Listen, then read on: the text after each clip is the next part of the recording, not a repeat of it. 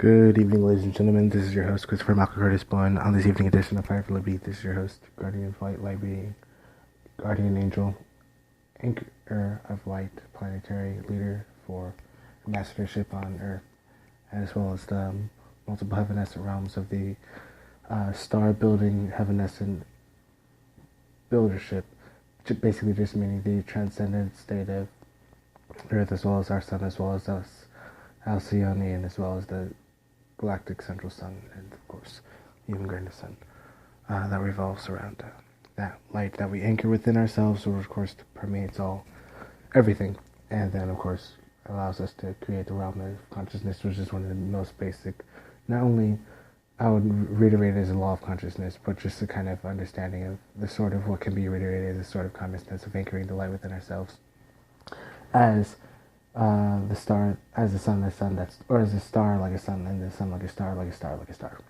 So, and of course that means, planet Earth is a star, sun is a star, Alcyone is a star, Palladium's star, that the sun revolves around, and of course our galactic central sun. The many important things that's going on is, of course, which is actually a positive thing, and I'm just going to go out and say it because that's one of my duties as a light worker, and just to represent it. And of course, beyond the light, there's ultimately one of the most simple things is, of course, shining the light in the dark, and that means the types of technology that exist, which are not only beyond, which, believe it or not, it's not only beyond my imagination, but it's also beyond some of the imaginations of the things that we can do. And some of these things I already know of, and some of these things I'm aware of, and some of these things I'm not aware of them, then some of the things I just sense. So one of the amazing, miraculous things about this stuff, which is very, very interesting, of course, there's all these types of, bear with me, but all these types of technologies that have to do with the brain, all have to do with mind, and have to do with frequencies and resonance, and, resonance, not renaissance, but resonance. I deal with Renaissance and the Enlightenment Age and the Golden Age, and that's what I'm a part of, we are a part of, to help accelerate and advance and then elevate into. However, there are still, quote, factions, unquote. And let me just rephrase it this way. The type of technology, of course, is incredibly advanced, and it's not just in forms of transportation, which I harp all the time, but it's just well beyond, and it's well beyond my control. It's definitely frequencies, and I've known this, but anyway, I'm going to reiterate this anyway. I've known, and this is, regardless, here we go. The frequency to change, sort of the effect of the brainwaves. It can allow you to have certain emotions because it attacks the physical body, the electric field of the human beings, and the auric field of the human beings. That's why it's so important, which is what Thiaoubans,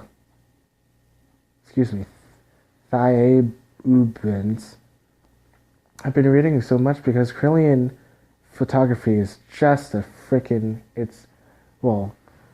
they say two letters, first two letters in the alphabet. I think it's like a letter and a half, maybe, like one letter, for the types of readings that need to be going on, because all we do is treat and I say this all the time, but all we do is treat the physical. We don't treat the auric, and we don't treat the energetic fields at all.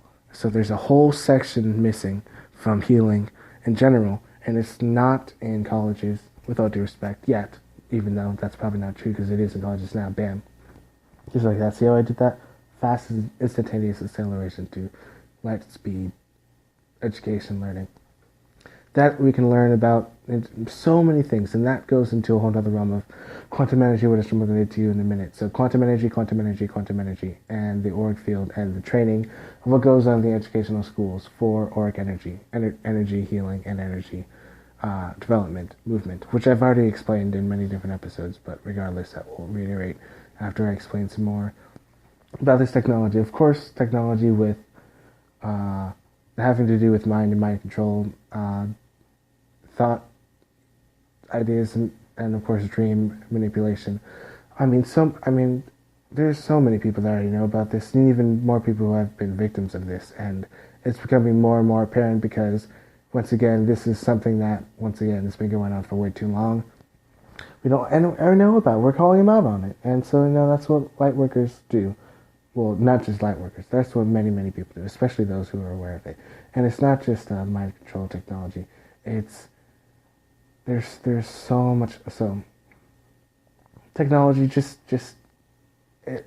It's there's so many different things. I mean, technology that's involved with frequencies, with sound, and with other realms, and with being able to move through locations and a sort of teleportation. There's of course there's also stargates, and of course those dimensions do get jumped on through all the time. That's just a necessary thing. That's kind of natural. Stargating. I'm going to start covering that term, stargating, because they use multi-charismalistical all the time and evanescent. Stargating we start doing. So we can stargate to a realm where we can start stargate in, stargate out. SDG, or just probably just SG. SG in and SG out. And that'll definitely be our time. Essaging. Dang, that's freaking wild. Anyway, that's probably like 100-year term. But even still, we have some weird traditions that exist 100 years ago. Like, I'm not going to reiterate it, but wearing white after Labor Day because of some fashion thing. Anyway, that like it was a no to one class of. Anyway, it's there's so many ways to unify. Is what I'm saying. For one, for two. So traditions for one, or for three, four. Types of technologies that, well, not necessarily in that order of stigma, that explaining that following. It's kind of a due paragraph ban. Stigma that has to do with all of these technologies. This technology is not okay. So we're young. We're very, very young. I mean, 90, 100, 110 years old. It is incredibly young. It is baby of the babiest babes. Babies. Because there are so many beings and civilizations who have been around for not only thousands but millions of years, and the beings have been alive for hundreds and thousands of years, even millions of years, some of these beings, some of these civilizations. So what we do not understand in terms of manipulation, not only do we not understand, but we just don't know. Because it's so incredible. That's why I harp sovereignty so much, because our sovereignty is so important. And that's why I say I'm the anchor for sovereignty. Be your sovereignty, because what you know about how free you can possibly be is still not nearly as close as how free you're meant to. Because listen, think about this. You know, how just put in perspective, how much a universe. Look at our solar system, and which is why, you know, I'm really like one of the greatest ambassadors for planet Earth. Look at our solar system. Look at our responsibility and our sovereignty. Look how grand we are, beautiful we are, and how amazing it is to be alive and be a part in connecting, and how our subtleties have to do very important sorts of anchorings of moral light to do our sovereignty, quote, work, unquote. We have so much responsibility and so much work to do, as in terms of work, like not a lot of work, and the same type of comparison of what the Shambhalians and the Agarthans compare as work, or Delicious compare as work in their work days, which is amazing because it's similar to, regardless, interesting.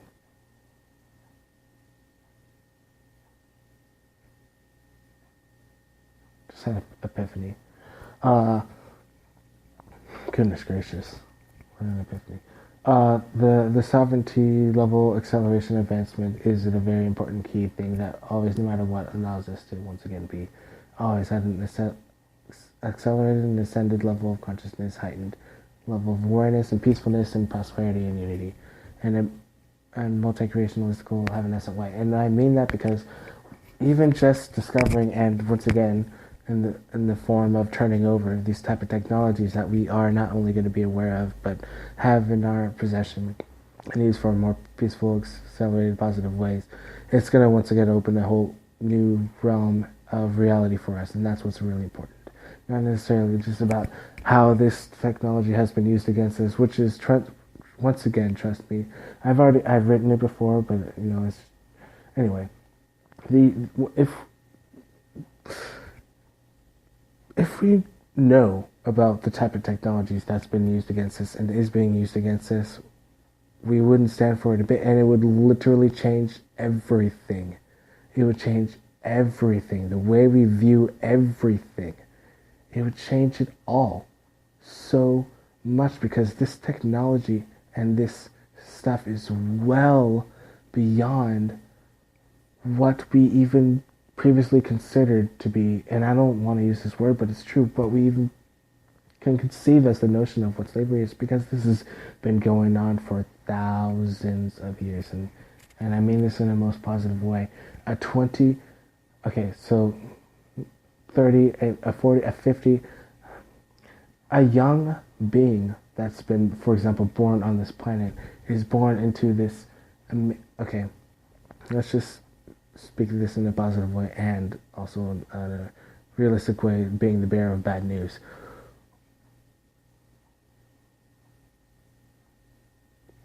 It's not even taking candy from a baby type of comparison. It is so much larger than that. How do you do with a civilization that's incredibly brand new, that's we're not even, it's foreign. There's lots of foreign, and I don't mean to like put, because I for certain know that there's incredibly positive, very advanced civilizations, ETs, that have been around for a while, and of course the responsibility that we have in our quarantine as the essence and the anchoring of those who are, in tune with our higher beings, with our higher selves, which we have always been, and have a responsibility with not only building this galactic society with spaceports and etc., and interacting with our Andromeda Council, but of course being responsible galactic citizens and responsible ambassadors. So that's what we do. And even, of course, more telepathy, we're being able to develop that, and of course that's being developed and used every day. Technology is incredibly advanced, and to be in a peaceful mind state, or to say it from a centered awareness state of mind, it's so advanced. Ability to, and here's the positive ways that can be used. Weather technology can be used to produce positive effects on crops and climates, instead of used to create many different things as the Cabal have been using it for, to the use of transportation technology. I've gone into that so many times, but the use of air, underwater, and land travel, and underground travel, supersonic and superluminous, and in between, all of the above. Communication technology that's incredibly advanced. It makes the Ansible from the Ender's Game look like a frickin' tic-tac toy, like a frickin' playground speakerphone thingamajig, like a jitterbug. We got surveil. I don't feel like mentioning that. We got even though it's true, we got even though at the same time our auras are more powerful than that, it allows us to disrupt, and that's why. See, human beings have aura fields. Human beings are powerful. That's why there's so much of this. I don't mean to name names, and I don't mean to be the bearer of the bad news, but that's why there's so many, and of course there's good elements everywhere. That's why we're light workers, but there's elements all over that are not good. And I don't like this word, but I must use the word as being the bearer of bad news. Anyway, I'm not.